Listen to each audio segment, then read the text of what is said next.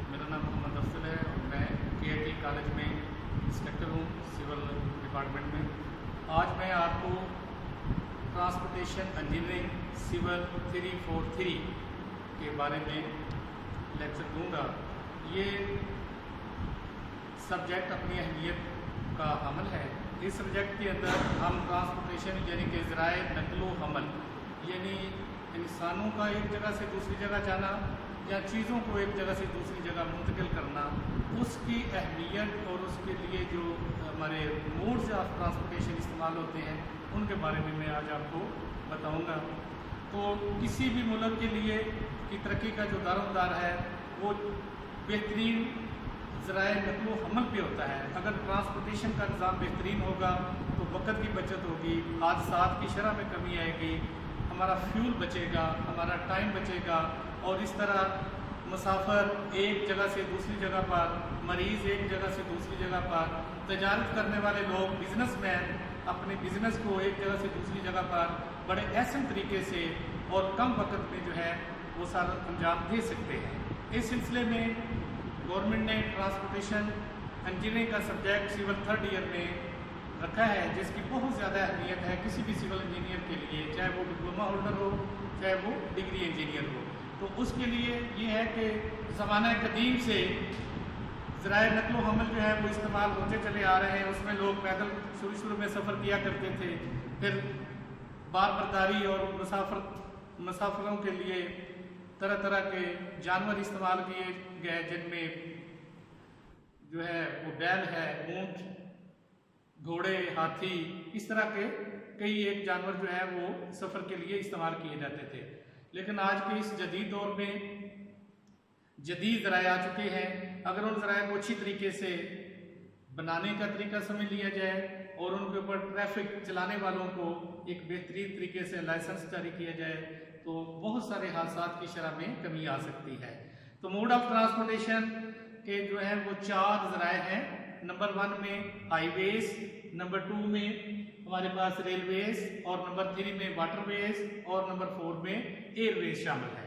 तो आज मैं आपको सबसे पहले हाईवेज यानी कि सड़कों के ऊपर ज़राए नकलो हमल के बारे में समझाऊंगा कि इसमें सड़कों की क्या अहमियत है।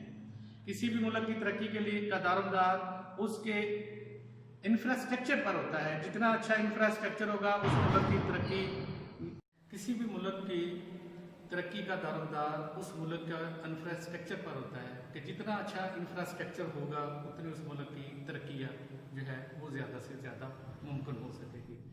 तो आज मैं आपको हाईवेज के बारे में बताता हूँ।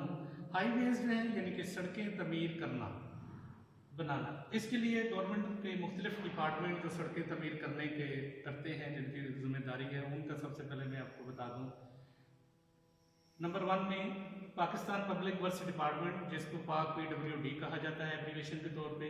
उसके बाद डेवलपमेंट अथॉरिटियाँ जैसे कि CDA यानी capital development authority, MDA Multan development authority, FDA Faisalabad development authority, LDA Lahore development authority. इसी तरह म्यूनसिपल कमेटीज़ यानी जो कॉरपोरेशन के अर्बन एरिया होता है, उन्होंने जो अपनी हदूद मार की होती है उसके अंदर सड़कें तमीर करने की जिम्मेदारी उनकी होती है।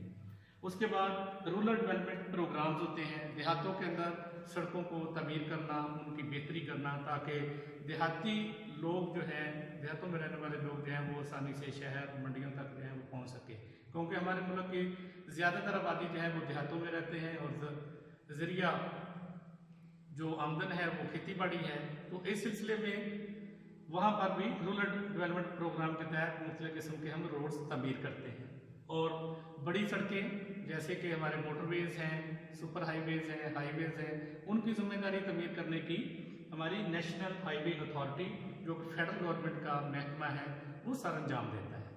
अब सड़कों बनाने के लिए ये एक ट्राइएंगल है, इसको ज़रा समझना होगा कि सड़क को इस्तेमाल करने वाले, उनको रेगुलेट करने वाले और बनाने वाले, ये एक ट्राइएंगल बनती है।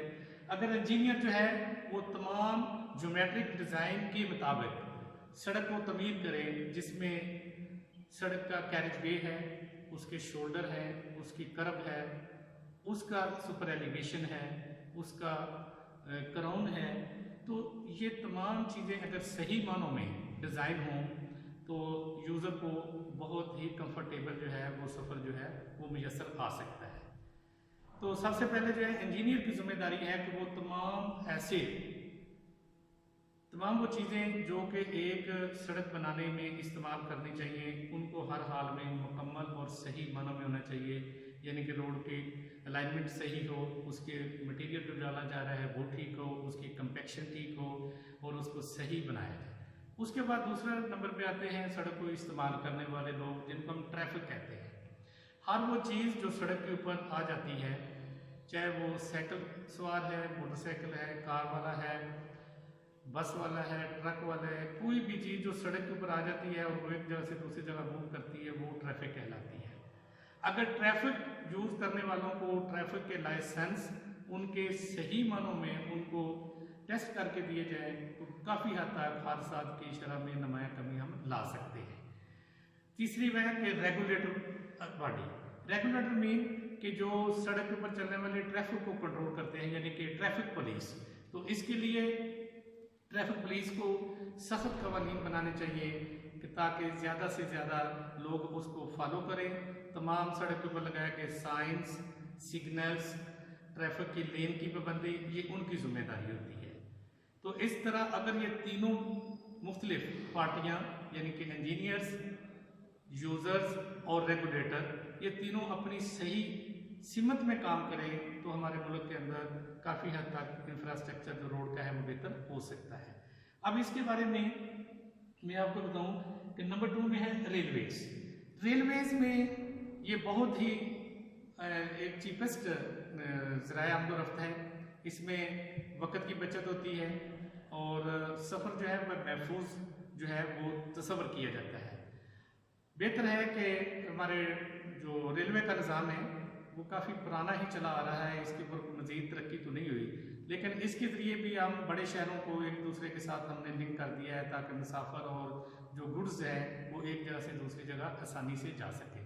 इसके लिए बड़े तमाम शहर जैसे कि हमारा लाहौर से कराची टर्मिनल स्टेशन चल रहा है, इसी तरह पिंडी से पेशावर, पिंडी से लाहौर, लाहौर से मुल्तान खानेवाल सेक्शन, इस तरह ये बड़े शहरों को लिंक कर दिया गया है ताकि लोगों को आपस में रब्ता जो है वो मुमकिन हो सके, आने जाने में प्रॉब्लम ना हो। उसके बाद नंबर 4 में है वाटरवेज, यानी कि समुद्री सफ़र, यानी कि शिप के ज़रिए, बहरी जहाज़ों के ज़रिए एक पोर्ट से किसी दूसरे मुल्क के पोर्ट तक साजो सामान को लेके जाना। तो उसके लिए बहुत ही ये ज़रिया जो आमदोरफ्त काफ़ी आसान भी है और सस्ता भी है।